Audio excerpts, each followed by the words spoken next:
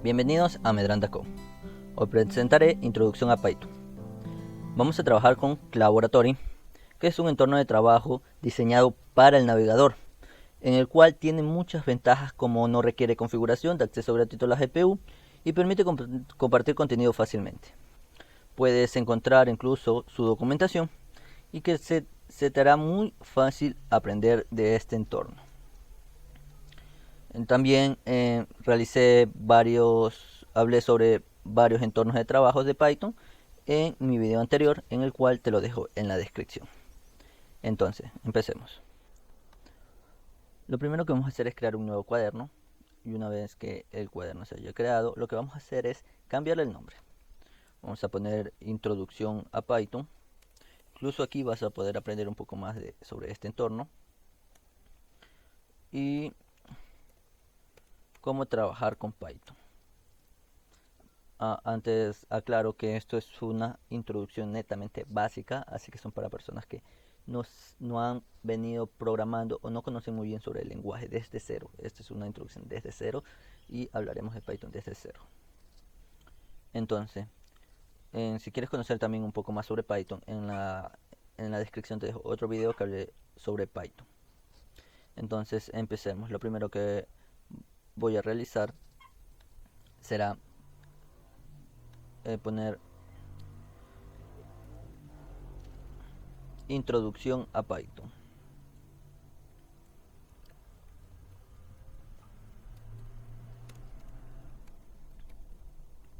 Incluso puedes cambiar el tamaño y cambiar en negrita. Ya pueden cambiar el tamaño y ponerlo en negrita. Con Shift Enter ustedes ya pueden ejecutar la línea de código. Shift Enter. Entonces lo primero que voy a mostrar es la función print. ¿Qué es esto de funciones? Bueno, las funciones son un bloque de programación en el cual facilita mucho al momento de hacer estos tipos de llamadas como la función print, ¿no? Pues más adelante explicaré un poco más sobre las funciones y cosas como esta. Por el momento creo que se concentre muy bien en nuestro primer programa como la función print. Que la función print lo que hace es mostrar por pantalla su contenido. Por ejemplo, print, como se dan cuenta, está encerrado entre paréntesis. Lo primero que vamos a hacer es mostrar nuestro primer hola mundo. Listo. Y a lo que ejecutamos nos sale el hola mundo. Ahora, solo nos va a mostrar el contenido que está dentro de las comillas. Estas son cadenas de caracteres en el cual nos la está imprimiendo la función print. También podemos hacer una concatenación, que concatenar sería unir un bloque con otro bloque para así mostrarlo por consola. Por ejemplo, con coma puedes concatenar y puedes realizar lo siguiente. Por ejemplo, hola mundo 100, pongámosle 100, para que también se puede mostrar números, si se dan cuenta. Hola mundo 100. Este es nuestra consola de Laboratory. ¿Ya? Entonces con esto ya tenemos muy claro cómo mostrar por consola, y esto lo vamos a hacer durante todo este curso, ¿no? Con la función print. Listo. Entonces, una vez que sabemos la función print, lo primero que vamos a hacer, el siguiente punto será sobre los tipos de datos en Python. Los tipos de datos. Podemos ponerle aquí en negrita y ponerle Shift Enter. Bueno, Python tiene diferentes tipos de datos, desde lo numérico hasta lo abstracto. También hay tipos de datos abstractos, además de tipos de datos simples. Hoy día solo vamos a conocer sobre los tipos de datos simples y los más básicos, ¿no? Como por ejemplo el primer tipo de datos, se los voy a poner los tipos de datos dentro de la función print para que puedan ver su resultado. El primer tipo de dato es conocido como string. Por ejemplo, voy a pasarle una cadena de texto con el nombre de mi canal, Medranda Co. Y si se dan cuenta, esto es un string. Esto es una cadena de texto, y se conoce como string. También para hacer conversiones se utiliza la palabra reservada str. También tenemos el otro tipo de datos, que estos son tipos de datos enteros que no llevan coma decimal. Si ustedes, que supongo que ya han de conocer las matemáticas, se dan cuenta de los tipos de datos que también existen asimismo en las matemáticas. Esto es matemática simple. Y los enteros se conocen que no llevan coma flotante y tampoco están dentro de una cadena de texto, ¿no? Por ejemplo, si aquí ponemos 110, esto sigue siendo una cadena de texto. Esto de acá es un entero. Entonces, muy claro con eso, ¿no? Si va dentro de comillas, es cadena de texto. Si no va dentro de comillas, es entero, siempre y cuando no lleve como flotante. Entonces, esto es un tipo de dato entero. Entero. Y su palabra reservada para hacer conversiones es int. Más adelante haré este tipo de conversiones para quienes no entiendan cómo convertir de un string a un entero. Por ejemplo, el 10 que esté en cadena de texto, convertirlo a un 10 entero. Entonces, el siguiente tipo de dato que voy a mostrar es los flotantes de la coma flotante. Por ejemplo, el 10.5. Este es un tipo de dato flotante. Se conoce como float, palabra reservada float. Con esto podemos hacer conversiones. Recordar que en Python, bueno, una vez que hablemos de variables, no vamos a poder identificar el tipo de dato. Como Python es un lenguaje dinámico, de tipo dinámico, esto Python solo mostraría el resultado, no te mostraría el tipo de dato. Más adelante hablaré un poco más de esto. Por ejemplo, aquí vamos con el último tipo de dato que mostraré, que estos son booleanos que solo devuelven true y false. Cualquiera de los resultados. Uno puede ser true o puede ser false. Son como unas respuestas de sí o no, o de 0 y 1. Otros lenguajes manejan el 0 y 1. En Python manejamos lo que es el true y el false, que es verdadero y falso. Entonces, una vez que conocemos sobre los booleanos que solo devuelven eh,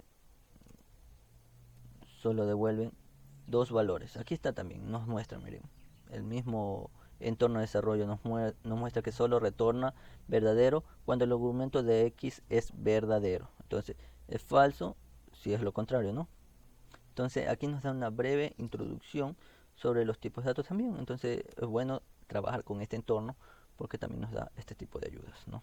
Entonces, al ejecutar con control enter, vamos a darnos cuenta cómo nos está mostrando, ¿no? La cadena de texto, el número entero, la coma flotante, se dan cuenta con el punto. En Python se maneja lo que es el punto, no la coma, ¿no? Muy claro con eso, aunque se le dice coma, ¿no? El true y el false, ¿no? Que son booleanos. Una vez conocidos los tipos de datos, hay que tener muy claro esto sobre los tipos de datos porque hay que manejarlos muy bien en la programación. Vamos con el siguiente término que vamos a aprender el día de hoy, que son, vamos a aprender sobre las variables. Muy claro con las variables porque es importantísimo manejar con las variables, ya que las variables, vamos a aprender de las variables durante toda la programación. Siempre vamos a utilizar variables. Entonces, muy importante esto.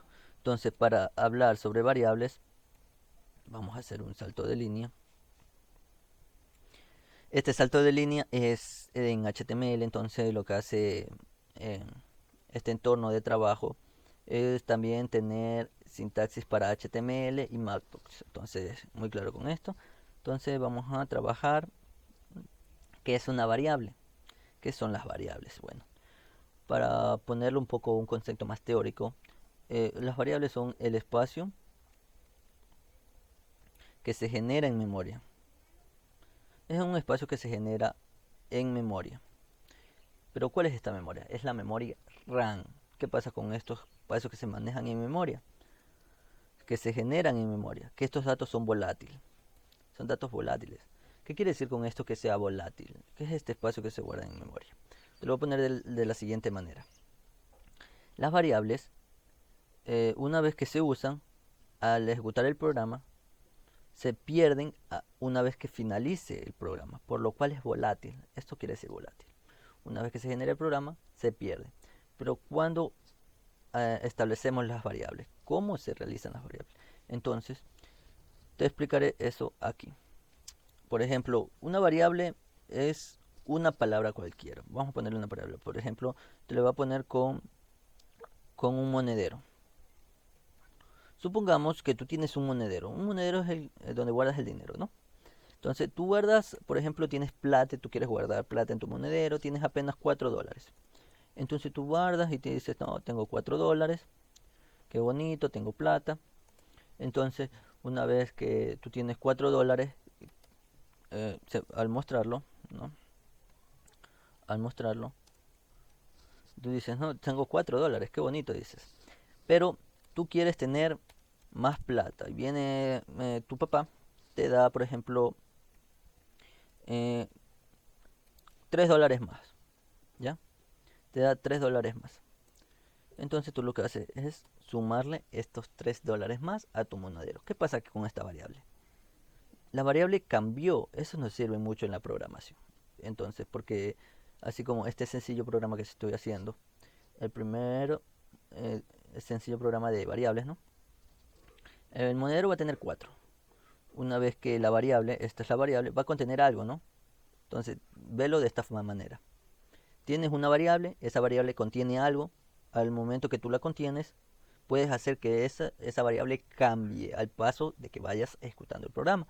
Entonces, tú al principio tenías $4, una vez que aumentas, tú tienes más dinero y ahora tienes $3 más, $3 más. Entonces, ¿qué pasó aquí? El monedero cambió, ¿no? Y al mostrar monedero, entonces nos damos cuenta que ya tienes $7. Entonces, para esto sirven las variables. Estos son las variables. Una vez que guardamos algo en las variables, esa información en variable cambia. Y una vez que se cierra el programa, las variables vuelven a su estado original, ¿no? Por ejemplo, aquí una vez que volvamos a ejecutar, va a valer 4 al principio, de nuevo va a cambiar y de nuevo va a cambiar. Entonces, las variables, una vez que el programa se termine de ejecutar, se pierden. Entonces, muy claro con esto. Ahora, algo muy importante con esto, y es el tipado dinámico que utiliza Python. Tipado dinámico significa que las variables, Python identifica muy bien el tipo de variables, las identifica. No es necesario declararlas. Por ejemplo, en otros lenguajes tú tendrías que declarar, por ejemplo aquí que este es un valor entero, tendrías que declarar que el monedero es un entero. En Python no. Si tú haces esto te va a dar un error. Python ya identifica el tipo de dato. Aquí ya Python está identificando que monedero es un valor entero. Y ahora, como Python es de tipo dinámico, también podemos realizar lo siguiente. Monedero va a ser igual. Vamos a cambiar el tipo de dato de la variable, cosas que en otros lenguajes que no son de tipado dinámico no se puede realizar. Entonces Python, como es tipado dinámico, puede realizar este tipo de acciones. Vamos a cambiar el tipo de dato de nuestra variable y vamos a ponerle, por ejemplo, ya no tengo dinero. Mi monedero se quedó vacío. Pongámosle monedero vacío. Monedero vacío. Entonces, coma 0 plus 0 de 0. Pongámosle así. Entonces, ¿qué nos mostrará al final? ¿Nos mostrará error o no? Bueno, veamos. Mostremos el monedero primero. Monedero. Veamos. Como pueden ver, nos está mostrando monedero vacío, 0. ¿Por qué? Porque el programa se ejecuta de arriba hacia abajo. Entonces, lo primero que tuvimos fueron $4. Nuestro monedero tenía $4. Una vez que bajamos, nuestro monedero aumentó $3 más. Y al seguir, nuestro monedero quedó vacío, pero le pasamos una cadena de texto. Entonces, muy claro con esto, que Python tiene esta ventaja, ¿no? Puedes cambiar el tipo de dato a tu conveniencia, ¿no? Entonces, importante trabajar con estos tipos de datos a la hora de programar. Entonces, una vez teniendo claro muy bien lo que son las variables, que son el espacio que se genera en memoria, que son volátiles, podemos cambiar su tipo de dato en Python. Entonces, vamos a continuar con nuestro siguiente tema, que va a ser algo muy esencial a la hora de programar, a pesar de que muchos ya conocen este tema que voy a colocar. Operadores aritméticos, operadores aritméticos, que muchos ya lo conocen y es obvio que deben conocerlo porque si no, no estarían en este tutorial, en esta introducción a Python. Pero las mostraré porque esta introducción es orientada para personas que nunca han programado. Entonces, para hacerle un breve recordatorio de cuáles son los operadores aritméticos, vamos a crear dos variables. Como ya conocemos qué son las variables, vamos a ponerle por ejemplo A, y esta va a almacenar un valor, y el valor que va a almacenar por ejemplo será el 10, y vamos a crear otra variable en el cual va a almacenar otro valor que es el 2. Entonces, ¿qué vamos a hacer aquí? Vamos a realizar las diferentes operaciones con los operadores aritméticos. Los operadores aritméticos son de la suma, la resta, la multiplicación, la división. Entonces, una vez que obtenemos, una vez que sabemos cuáles son los operadores aritméticos, realizamos las operaciones, por ejemplo, A más B. Pero este A más B no se puede quedar ahí, porque me daría un error. Porque al tener A, el valor 10 y el valor 2, ¿dónde me va a mostrar este valor? Entonces necesitaremos otra variable más, en el cual vamos a incorporar el valor de la variable suma. Esta suma va a almacenar los datos de A más B. Entonces la resta va a almacenar los datos de A menos B. La multiplicación, le voy a poner nomás mul, que va a representar la multiplicación, va a representar los datos de A por B. Y la división va a representar los datos de A dividido para B. Ojo que en Python también hay dos tipos de divisiones. Por ejemplo, vamos a poner vamos a poner aquí que esto es la suma, documentar nuestro código que esta es la resta, esta es la multiplicación y esta es la división.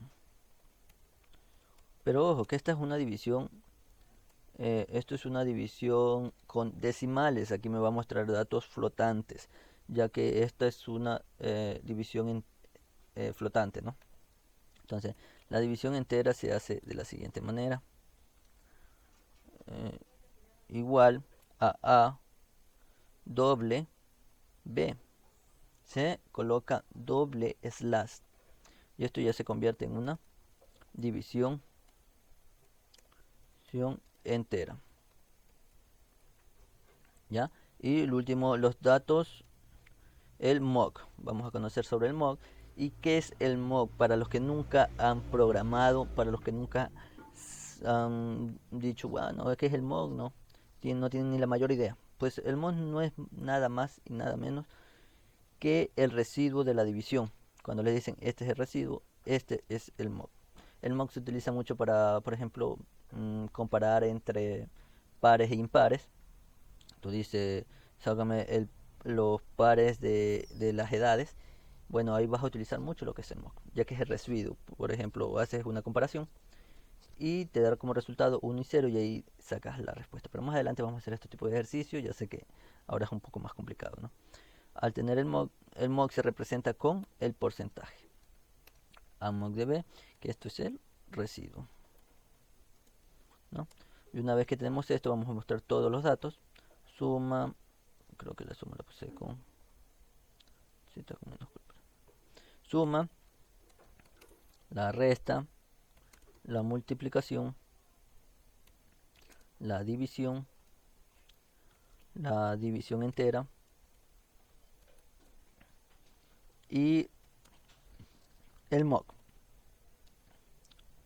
Ejecutamos y podemos darnos cuenta cómo está aquí. 12 es la suma, 8 es la resta, el valor que nos resta. 10 menos 2 es 8. La multiplicación, 10 por 2 es 20, si se dan cuenta. La división, miren esta aquí, ¿ve? Las dos divisiones, división flotante y la división entera. Aquí ponemos división flotante. Miren, división flotante y división entera. ¿Cuál es la diferencia? 5.0 y 5, si se dan cuenta. 10 dividido por 2 es 5. Pero en una me da división flotante y en la otra me da división entera. Esta es una ventaja que nos da Python también, ¿no? También tenemos lo que es el mock, que es el residuo, que nos da 0 el residuo. Entonces, con esto ya tenemos claro lo que son los operadores aritméticos, cómo trabajar con diferentes tipos de ejercicios gracias a los operadores aritméticos. Una vez obtenidos los conocimientos necesarios, ya podemos avanzar con nuestro primer ejercicio. Ya conocemos lo que son variables, operadores aritméticos, ya podemos trabajar con nuestro primer ejercicio y será el siguiente. Será sacar el promedio de un alumno según sus 3 calificaciones. Este va a ser nuestro primer ejercicio. Sacar el promedio de un alumno según sus 3 calificaciones.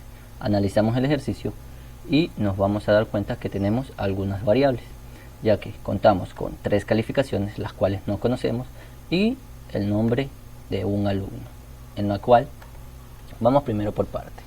Primero dice sacar el promedio de un alumno. Me está diciendo que vamos a tener un solo resultado, que va a ser el promedio, con lo cual ya tengo mis variables. La primera va a ser la del alumno, que va a ser, por ejemplo, el nombre del alumno. El nombre va a ser igual y colocamos el nombre del alumno, por ejemplo, el alumno Medrano. Y nos dicen 3 calificaciones, por ejemplo, vamos a colocar calificación 1, igual, por ejemplo, vamos a poner un 8, calificación 2, un 9 y calificación 3, que en esa me caí un 3. Listo. Una vez que obtenemos las variables, ya sabemos que el estudiante va a ser Medrano, las calificaciones van a ser de 8, 9 y 3, las 3 calificaciones. Ahora viene lo que es el promedio, que es el resultado general en el cual vamos a obtener. Entonces vemos que el promedio va a ser igual a la suma de las 3 calificaciones y dividirlo para el número de calificaciones. Esto es media aritmética. Como quiera, vamos a sacar la calificación 1 más la calificación 2 más la calificación 3,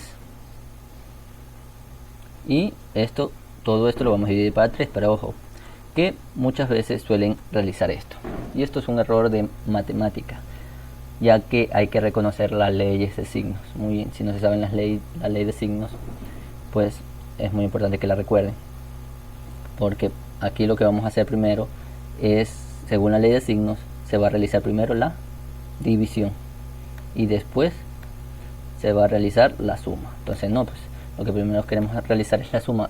Lo que vamos a hacer es hacerla entre paréntesis, y ahora sí ya podemos obtener el resultado de el promedio. Como quiera, Miranda va a tener como promedio, vamos a ver, 6.66. Ahora, a este promedio nosotros vamos a colocarlo de una manera más bonita. Por ejemplo, vamos a ponerle print, vamos a imprimir por consola. Incluso aquí me da la orientación de qué significa print.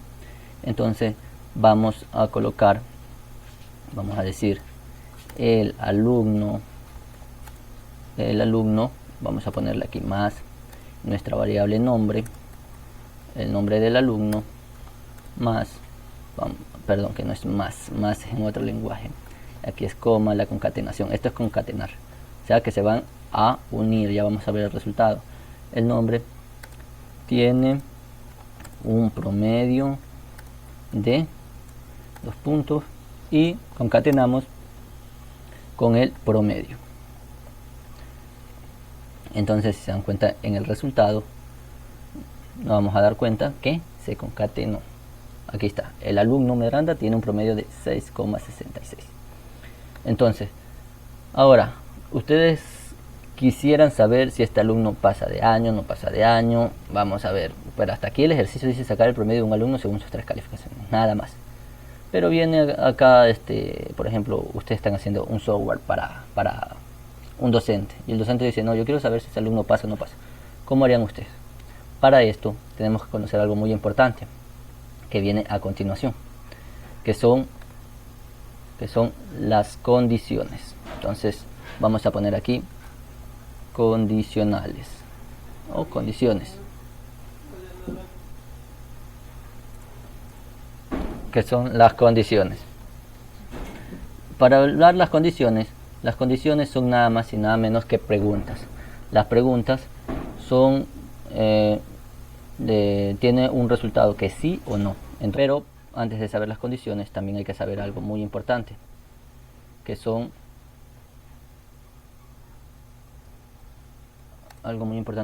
los operadores relacionales.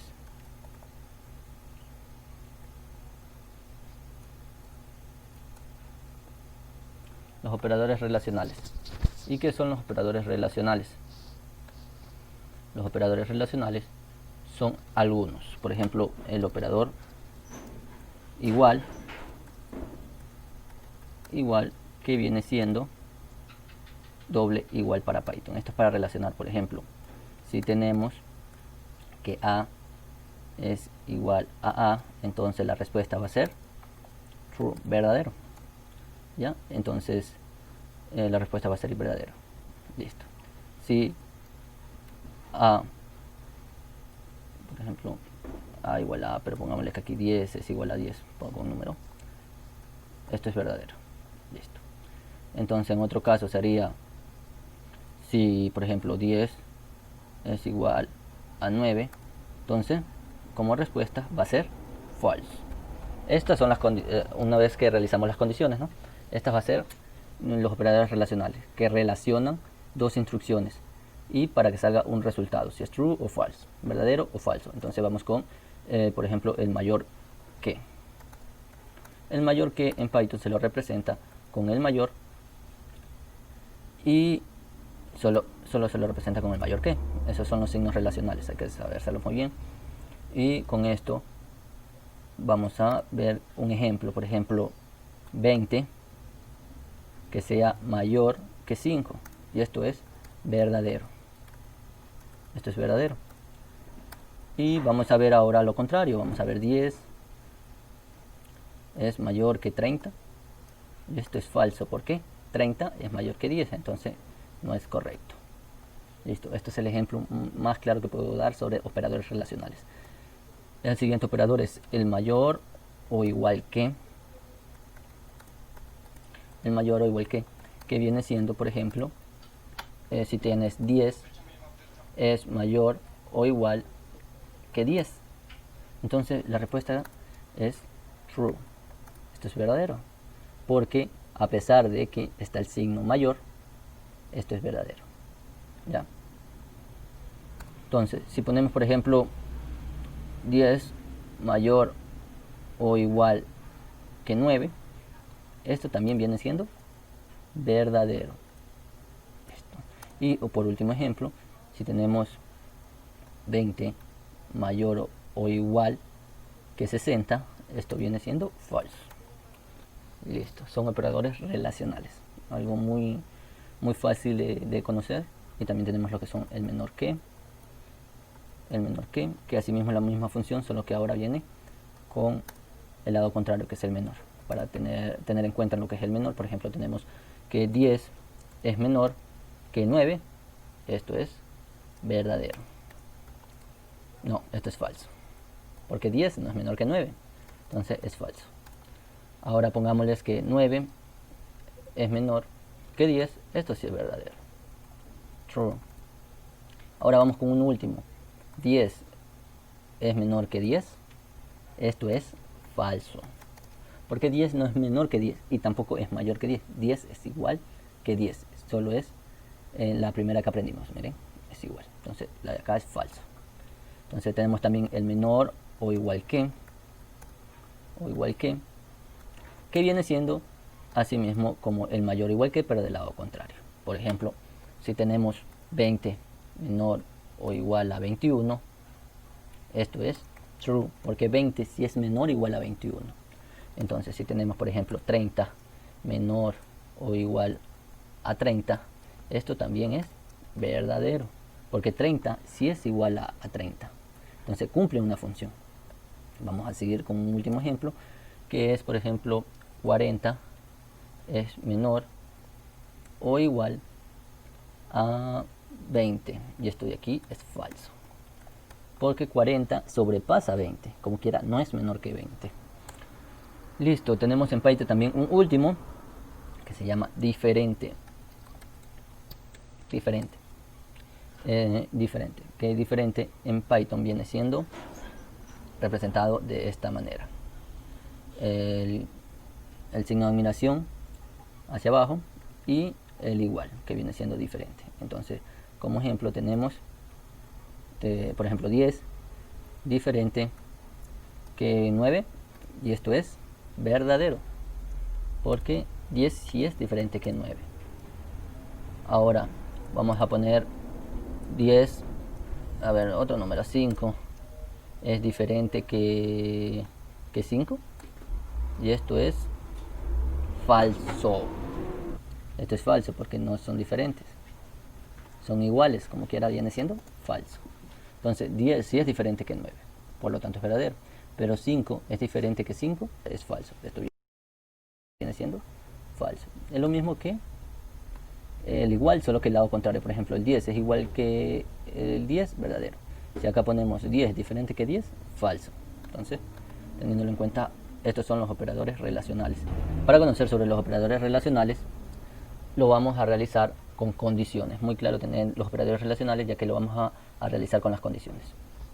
Entonces, una vez que conocemos sobre los operadores relacionales, ya podemos hacer nuestra estructura para conocer sobre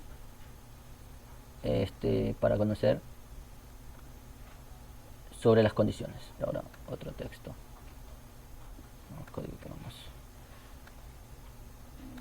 Ya, ahora sí, vamos a realizar los operadores relacionales en las condiciones. Una vez que obtenamos las condiciones, por ejemplo, si vamos a, este sí es con minúscula, si ponemos, por ejemplo, la primera condición, si esta es una pregunta, vamos a realizar como quiera una pregunta. Tómense las condiciones como preguntas. Por ejemplo, si 10, aquí está 10 es igual o igual que 10, entonces nuestra respuesta va a ser, y los dos puntitos, nunca se olviden de los dos puntitos, entonces esta respuesta ¿qué va a ser? Entonces nosotros lo que vamos a imprimir es true, verdadero, true. ¿Se dan cuenta? Entonces vamos con el siguiente. Si, por ejemplo, 20 es mayor que 5, aquí está el segundo, miren, es mayor que 5, entonces la respuesta va a ser true. Entonces vamos a imprimir que esto va a ser verdadero. Listo. Y asimismo con el resto de operaciones. Al ejecutar nos daremos cuenta que nuestro resultado va a ser verdadero. Pero ojo al caso, esta es la estructura de una condición. Empieza con un if, que viene siendo la pregunta, que viene siendo si, y ahí viene el argumento, que viene siendo 10 igual a 10, y viene la respuesta de la condición, que en este caso si es verdadero, la respuesta es true. Ahora vamos a hacer un caso donde sea falso. Por ejemplo, si, por ejemplo, un caso aquí que sea falso, 10 menor a 10, entonces la respuesta va a ser falsa. Entonces vamos a ver si entra. 10 es menor a 10, entonces la respuesta es falsa. Pero ojo, miren aquí, no me imprimió falso. ¿Por qué? Porque aquí no me imprimió falso y las de acá sí me imprimió verdadero. Porque en este caso el if entra si la condición se cumple, si esto es verdadero. Como no se cumple, es falso, no entra. Entonces, ¿cómo sabemos aquí que la condición va a entrar? ¿Cuándo va a ser verdadero? Aquí me está diciendo que es falso, por eso la condición es falso. Entonces, para saber si esto no cumple, tenemos que poner el else, si es falso. Y aquí tenemos que poner el true. Entonces, si la condición es verdadera, si 10 es menor que 10, entonces sí entra. Pero como no es verdadero, entonces se va por el lado del no, por el lado false, por el lado del falso. Entonces, si nos damos cuenta en la respuesta, ya se nos cumple la operación. ¿Ya? Esta es la estructura del if esta es la estructura del if else, entonces tenerlas muy claro. Ahora, esto lo hemos hecho con números, pero ¿qué pasa a la hora de trabajar con variables? Muy importante, porque siempre vamos a trabajar estas condiciones con variables. Entonces, por ejemplo, si ponemos a un valor 20 y al otro valor le ponemos, por ejemplo, 30, y hacemos la condición entre A y B, si A, por ejemplo, es mayor que B, entonces la respuesta es, vamos a ponerle print y vamos a ponerle un mensajito aquí, mayor es A, mayor es A, y pongámosles el número, que el número va a ser A. Ahora, si esto es falso, entonces nos vamos a dar cuenta que el mayor es B, porque solo hay dos opciones. Entonces, como el mayor es B, entonces nuestra respuesta va a ser mayor es B, pero siempre entre comillas, ¿no? Siempre entre comillas. Listo. Y vamos a concatenarlo con la B. Entonces, antes de realizar el ejercicio nos vamos a dar cuenta que A vale 20 y B vale 30, y el mayor entre estas dos es B. Entonces, al decirle a nuestro programa cuál es mayor, si A o B, tenemos que pasarle a la condición. Entonces preguntamos, A es mayor que B, entonces nos vamos a dar cuenta que A no es mayor que B, ya que A tiene 20. Entonces nuestro programa va a ignorar al entrar el sí, no se va a ir por el true, se va a ir por el else, por el no. Entonces va a decir, por ejemplo, 20 es mayor que 30, no, no es mayor que 30, por lo cual va a ir por el lado del no y me va a preguntar en el lado del no si A es mayor que 30, que 20 es mayor que 30. Y aquí me va a decir no, 30 es mayor que 20, por lo cual me va a mostrar esta condición. Si ejecutamos, me va a decir mayor es B, ya que vale 30.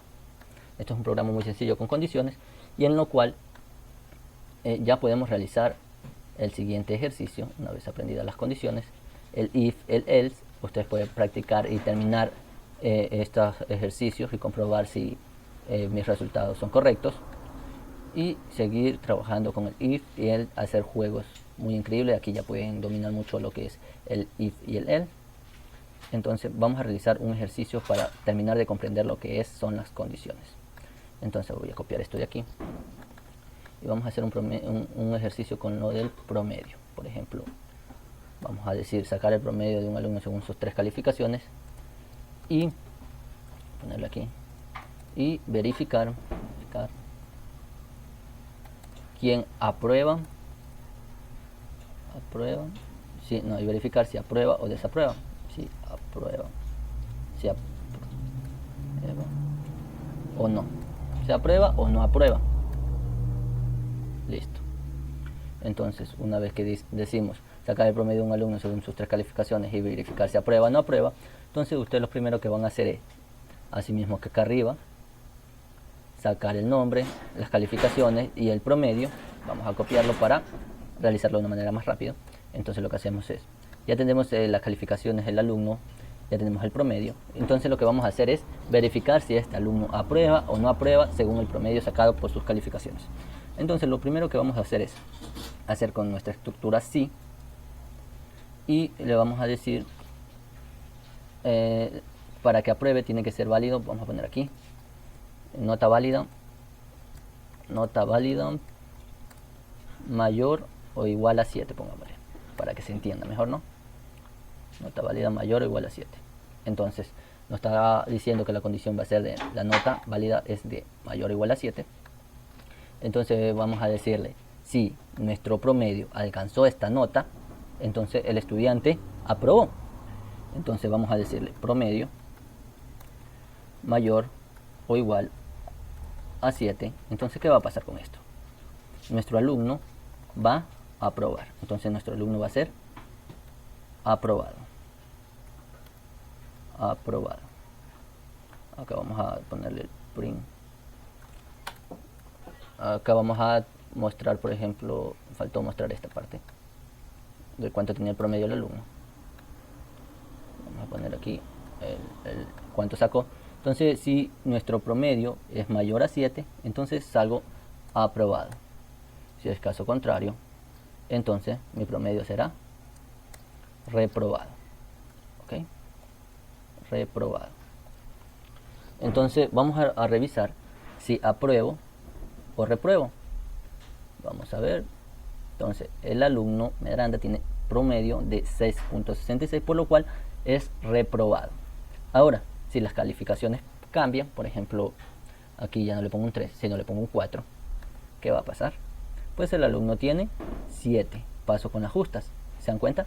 7.0. Entonces termino siendo aprobado. ¿Ya? Ahora, si se dan cuenta, es una estructura muy fácil, un programa interesante en el cual pueden dominar muy bien las condiciones y ustedes podrían jugar mucho más con esto. Esta ha sido la primera introducción a Python. Suscríbete para que estés atento a nuestro próximo video.